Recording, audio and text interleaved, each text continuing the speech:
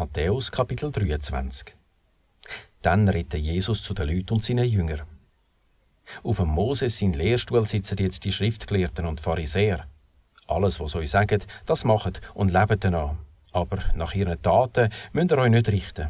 Sie reden bloß und machen selber nichts. Sie binden schwere Lasten zusammen und legen es den Menschen auf die Achseln, aber selber lupfen sie keinen Finger zum selber tragen. Alles, was sie machen sie nur, dass es die Leute sehen. Extra breit ihre Gebetsriemen und ellenlang ihre Zöttel. Sie spanifeln auf die Ehrenplätze bei den Festfräs und auf die Ehrensitz in der Synagoge, dass man den Hut lupft auf dem Meerplatz und sie mit Rabbi tituliert.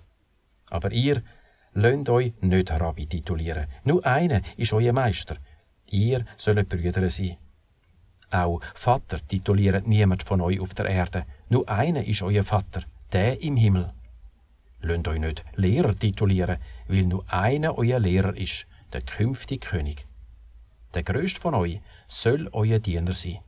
Wer sich selber zur Oberstufe stellt, holt den Gott oben ab. Und wer sich zu Unterstunden anstellt, der tut den Gott auf. Wartet nur, ihr Schriftgelehrten und Pharisäer, ihr Scheinheiligen, weil ihr die neue Welt beschliessen für die Menschen. Ihr kommt ja nicht rein, und die rein wollen, lasst ihr nicht reingehen. Wartet nur, ihr Schriftgelehrten und Pharisäer, ihr Scheinheiligen, weil ihr über Land und Meer umreisen, zum ein einzigen Neugläubigen gewinnen, und macht einen Sohn von der Hölle aus dem, doppelt so schlimm wie ihr. Wartet nur, ihr blinden Führer, die sagen, wer beim Heiligtum schwört, verpflichtet sich zu nichts. Aber wer beim Gold vom Heiligtum schwört, der verpflichtet sich. Ihr Narren und Blinden, was gilt denn mehr, das Gold oder das Heiligtum, das Gold heilig macht? Und wer beim Altar schwört, verpflichtet sich zu nichts. Aber wer beim Opfer auf dem Altar schwört, der verpflichtet sich. Ihr Blinden, was gilt denn mehr, das Opfer oder der Altar, das Opfer heilig macht?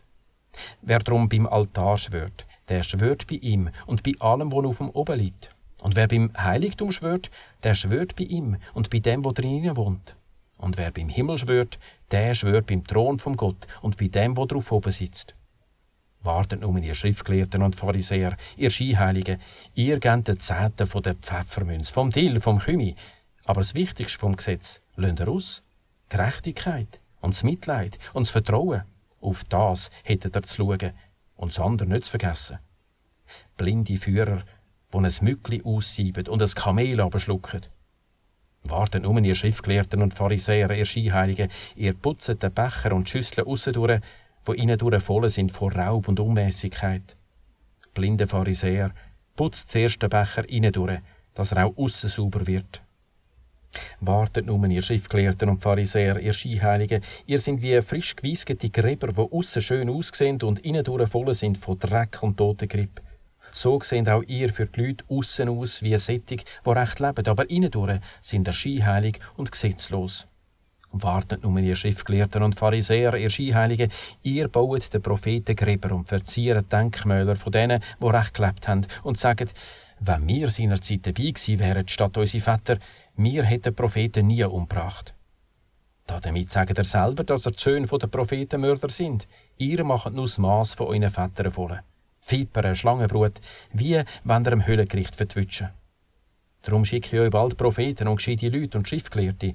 Die bringen ihr um und hängen und stäupen sie in euren Synagogen und verfolgen sie von einer Stadt in die andere. Darum sind die Schulden allem unschuldig vergossenem Blut auf der Erde. Vom Blut vom Abel, wo recht gelebt hat, bis zum Blut vom Zacharias, dem Sohn von Barachia, den er abgestochen hat zwischen dem Heiligtum und dem Altar. Glauben wir, all das fällt auf eure Generation zurück. O Jerusalem, du tötest Propheten und steinigst die der Gott zu dir geschickt hat. Wie manchmal habe ich deine Kinder zusammensammeln, grad wie eine Gluckere ihre Hündli unter die Flügel nimmt. Und ihr habt nicht wollen. Wartet, bald einmal steht euer Haus leer da. Ich sage euch, mich seht ihr von jetzt an nicht mehr, bis ihr sagt, danket dem, wo mit der Vollmacht vom Gott kommt.